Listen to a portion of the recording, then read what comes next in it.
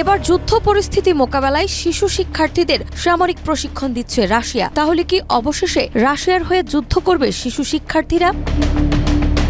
Ukraine সীমান্তবর্তী রোভস্ত এলাকায় বিশেষ সামরিক প্রশিক্ষণে অংশ নিচ্ছে রাশিয়ার শিশু কিশোররা। 8 থেকে 17 বছর বয়সী এসব অংশগ্রহণকারীকে অস্ত্র ব্যবহার থেকে শুরু করে রণকৌশল পর্যন্ত নানা বিষয়ে প্রশিক্ষণ দেওয়া হচ্ছে। ইউক্রেন যুদ্ধে আহত রুশ সেনাদের তত্ত্বাবধানে চলছে এই কর্মসূচি। আয়োজকদের দাবি, ছোটবেলা থেকেই তাদের আত্মবিশ্বাসী ও দেশপ্রেমিক নাগরিক হিসেবে গড়ে তোলাই মূল লক্ষ্য, আর সেজন্যই এই সামরিক প্রশিক্ষণ।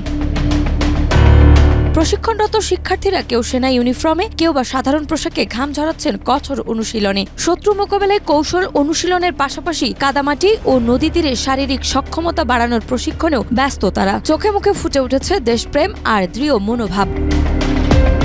শিশুদের সঙ্গে প্রশিক্ষণে যুক্ত আছেন আহত সেনাদের সন্তানরাও। তাদের অভিভাবকেরা মনে করছেন এই প্রতিক্রিয়ায় সন্তানরা দেশের রক্ষার জন্য সাহসী হয়ে উঠবে। অনেক সেনা সদস্য সন্তানদের অংশগ্রহণে সন্তুষ্টি প্রকাশ করেছেন।